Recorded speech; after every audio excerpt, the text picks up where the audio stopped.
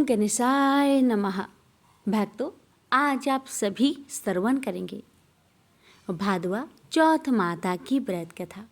जो भी भक्त चौथ माता की व्रत कर कथा श्रवण करता है, चौथ माता की कृपा से उस भक्त के सारे संकट कट जाते हैं और माता की कृपा सदा बनी रहती है।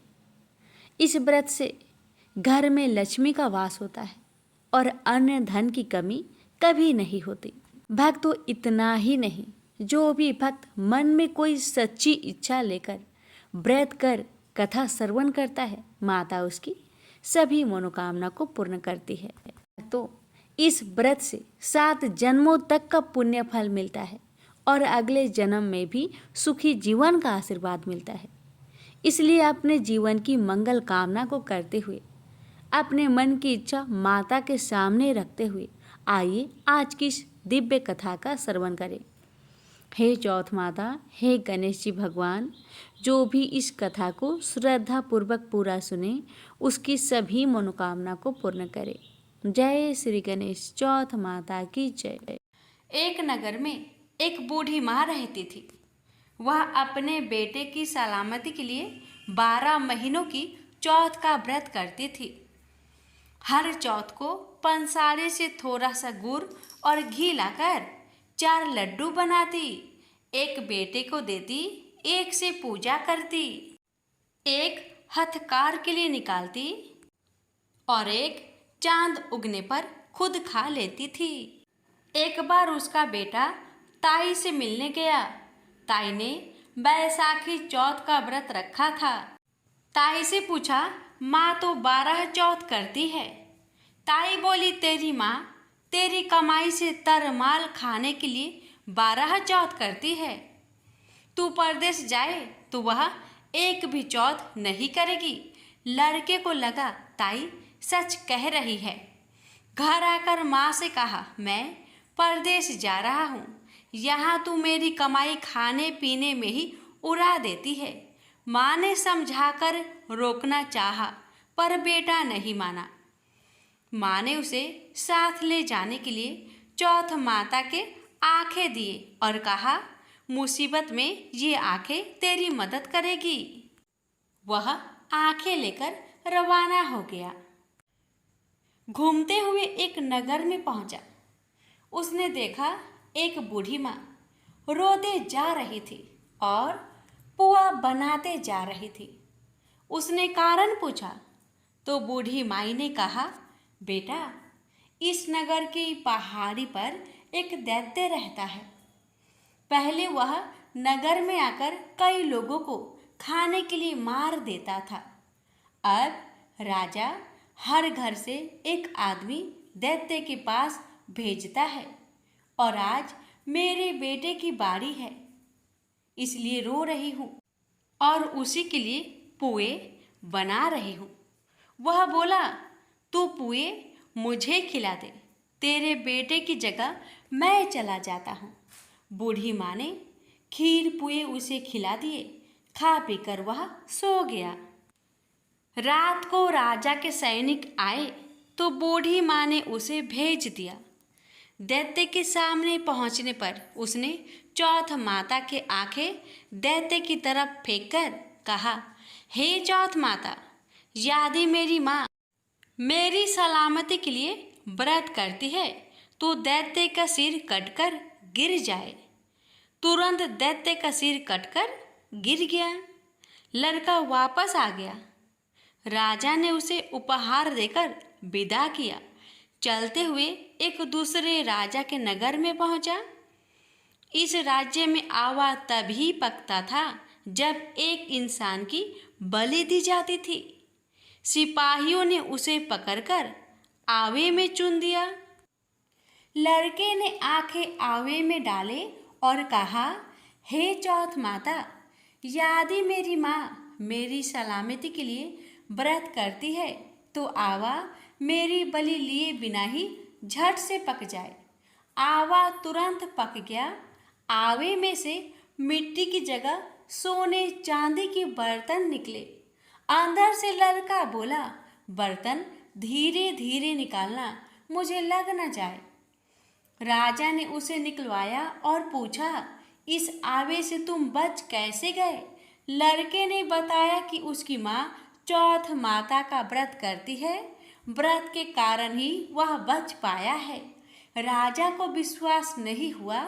उसने एक चांदी की सुराही मंगवाई और कहा कि सुराही की नली से निकलकर दिखाओ, तभी मुझे विश्वास होगा। लड़के ने चौथ माता को याद करके आंखें सुराही में डाले और कहा, मैं भौरा बनूं, सुराही से निकलूं। लड़का भौरा बनकर सुराही से निकल गया। राजा ने खुश होकर राजकुमारी की शादी उसके साथ करवाई और सभी लोगों को चौथ माता का व्रत करने को कहा। उसे माँ की याद आई। उसने राजा के पास जाकर खुद के नगर जाने की इच्छा जाहिर की। राजा ने रथ, घोड़ा, हाथी और खूब सारा दान दहेज देकर उन्हें विदा किया। चौथ के दिन अपने नगर पहुंचा। वह अकेला पंसारी के यहाँ माँ का इंतजार करने लगा। सोचा चौथ है तो माँ यहाँ जरूर आएगी। थोड़ी देर बाद लकड़ी टेकती हुई माँ आती दिखी। बेटा माँ के चरणों में गिर पड़ा। कहा, माँ मैं तेरा बेटा हूँ, मुझे माफ़ कर दो। माँ ने उसे गले से लगा लिया। लोग चौथ माता की जय जयकार करने लगे। उस नगर के सभी लोग चौथ माता का व्रत करने लगे। हे चौथ माता, जैसे बूढ़ी माँ और उसके बेटे की सहायता की, वैसे हमारी भी करना। कहानी कहने और सुनने वाले पर कृपा करना। बोलिए चौथ माता की जय हो। एक सेठ सेठानी थे। उनके एक बेटा और बहू थे। बहू सबको भोजन करा के फिर स्वयं भोजन करती। एक पड़ोसन ऐसी भी थी जो रोज पूछती कि बहू आज क्या बनाया और क्या खाया। बहू कहती, ठंडो बासी। एक दिन उसके पति ने ऐसा सुनकर विचार किया कि आज तो पकवान बनाए जाए, फिर देखे कि मेरी पत्नी क्या कहती है। उसने तरह तरह के पकवान बनवाए और घर के सभी लोगों ने एक साथ बैठकर भोजन किया। आज भी पड़ोसन ने पूछा तो बहू ने कहा, ठंडो बासी। सेठ के लड़के ने सोचा, हो ना हो कोई बात अवश्य है जिससे कि मेरी पत्नी ऐसा कहती है। उसने पत्नी से पूछा, तुम रोज ठंडो बासी खाया, ऐसा क्यों कहती हो, जबकि हम सबने एक साथ बैठकर कई तरह के पकवान खाए। उसकी पत्नी बोली, हम लोग जो खा रहे हैं वह बाप बूढ़ों की कमाई है। जिस दिन आप कमा कर लाओगे उस दिन मैं समझूंगी कि ताजा भोजन कर रही हूँ। अब एक दिन लड़के ने माँ से कहा, माँ मैं एक बड़े शहर में कमाई करने जा रहा हूँ। माँ बोली, बेटा अपने पास इतना धन है कि खाया नहीं खुटेगा। माँ के मना करने पर भी बेटे ने स्वयं कमाने का दृढ़ निश्चय कर लिया और जाते समय पत्नी से कहा, मैं जब तक कमाकर बहुत सा धन लेकर ना आऊं, तुम चूल्हे की आग मत बुझने देना। एक दिन चूल्हे की आग बुझ गई तो वह मन ही मन घबराने लगी, कहीं मेरे पति पर संकट तो नहीं आन पड़ा। जल्दी से पड़ोस में से आग लाकर चूल्हे में रख दूं। ऐसा विचार करके पड़ोस में गई। वहां पड़ोसन चौथ माता का व्रत पूजन कर रही थी। पड़ोसन ने कहा, थोड़ी देर में आकर ले जाना। बहू ने पड़ोसन से पूछा, आप यह व्रत क्यों करती हैं? इससे क्या मिलता है? पड़ोसन ने कहा, चौथ माता के इस व्रत को करने से अन्न लक्ष्मी मिले और अपनी मनोकामना पूरी हो। अब बहू भी चौथ माता का व्रत करने लगी। दीवार पर चौथ माता बनाई। उस दिन घी गुड़ का चूरमा बनाकर रात्रि को चंद्रमा को अर्घ्य देकर भोजन करती। ऐसा करते करते बहुत दिन हो गए। चौथ माता ने उस बहू के पति को सपना दिया कि साहूकार का बेटा तू जागे कि सोवे, तेरी पत्नी बहुत याद कर रही है, घर जाकर उसकी चिंता मिटा। तू दुकान खोलकर कंकु केसर का पगलिया बना के बैठ जाना, आज तेरा हिसाब किताब चुकता हो जाएगा। अब तो चौथ माता ने जैसा कहा था वैसा ही हुआ। उसने घर जाने की तैयारी की और गाड़ी भर के धन दौलत लेकर चल दिया। रास्ते में एक बड़ा सा काला नाग फन फैलाए बैठ गया और कहने लगा, आज तो मैं तुझे डसूंगा, छोड़ूंगा नहीं। आज तेरी आयु पूरी हो गई है। तो सेठ के लड़के ने कहा, आज चौथ माता ने मुझे सपना दिया है तो मैं अपनी पत्नी से मिलने घर जा रहा हूँ। वहाँ मेरी पत्नी बहुत चिंता कर रही है, मैं उससे मिलकर जरूर आऊँगा, तब तुम मुझे डस लेना। नाग ने कहा, तुम शपथ पूर्वक कहकर जाओ तो मैं तुम्हें जाने दूंगा, परंतु लौट कर नहीं आए तो तुम्हारे घर आकर मैं तुम्हें डस लूंगा। इस प्रकार सर्प को वचन देकर वह अपने घर पहुंचा। वहां सभी से हंसी खुशी से मिला और भोजन करके उदास होकर बैठ गया। उसकी पत्नी ने उदास होने का कारण पूछा तो पति ने काले नाग वाली बात बताते हुए कहा, यदि मैं उसके पास नहीं जाऊंगा तो वह घर आकर मुझे डस लेगा। पत्नी बहुत चतुर थी। उसने कहा कि आप घबराओ नहीं, लेट जाओ, मैं एक उपाय करती हूँ। पत्नी ने कमरे की 7 पीढ़ी सिराओ धोई। पहले पीढ़ी पर रेत, दूसरी पीढ़ी पर इत्र, तीसरी पीढ़ी पर गुलाब, चौथी पीढ़ी पर कंकु केसर, 5वीं पीढ़ी पर लड्डू पेड़ा, 6ठी पर गादी गलीचा और 7वीं पीढ़ी पर दूध का कटोरा भरकर रख दिया। इस प्रकार वह 7 ही पीढ़ी सजाकर बैठ गई। आधी रात होते ही नाग आकर पीढ़ी चढ़ने लगा। पहली पीढ़ी पर रेत में लौट गया और कहने लगा कि सेठ की बहू ने आराम तो बहुत दिया, पर वचन से बंधकर आया हूँ, सो डसूंगा अवश्य ही। इस प्रकार 7 पीढ़ियों पर नाग आराम करता हुआ और कहता हुआ कि डसूंगा जरूर। कमरे में जाने ही वाला था कि चौथ माता ने विचार किया कि मैं इसे नहीं बचाऊंगी तो संसार में धर्म कर्म और व्रत पूजन को कौन मानेगा। अब तो गणेश जी, चंद्रमा जी और चौथ माता ने उसे बचाने का विचार किया। चंद्रमा जी ने उजाला किया, चौथ माता ढाल बनी और गणेश जी ने तलवार लेकर नाग को मार दिया और ढाल से ढक दिया। अब बहू भी थकी हारी सो गई। दिन उगा तो लोग बेटे से मिलने आए, परंतु बेटा बहू तो उठे ही नहीं थे। बहुत देर हो गई तो माँ उन्हें उठाने गई। माँ ने 7 पीढ़ियों पर जो कुछ देखा तो बहुत घबराई और बेटा बहू को आवाज लगाई, बेटा बहू उठे तो देखा कि एक ढाल तलवार वहां पड़ी है। अब ढाल उठाई तो वहीं काला नाग मरा हुआ पड़ा है।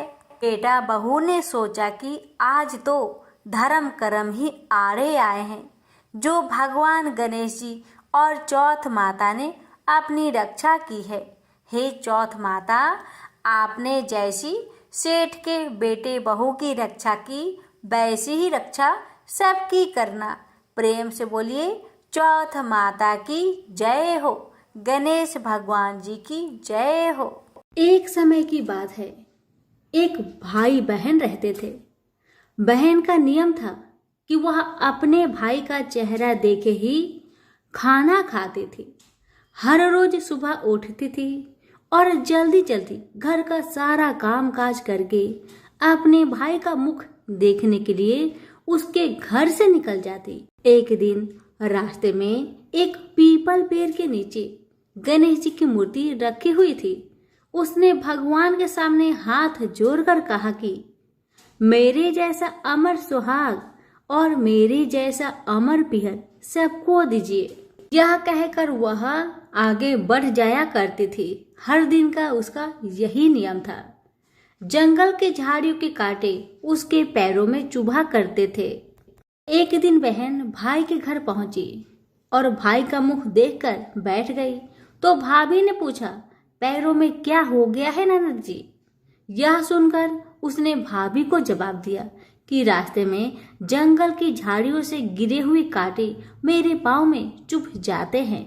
जब वह वापस अपने घर आ गई तब भाभी ने अपने पति से कहा कि रास्ते को साफ करवा दो। हमारी ननद यानी कि आपकी बहन झाड़ियों के रास्ते से आती है तो उसके पाँव में बहुत सारे कांटे चुभ जाते हैं।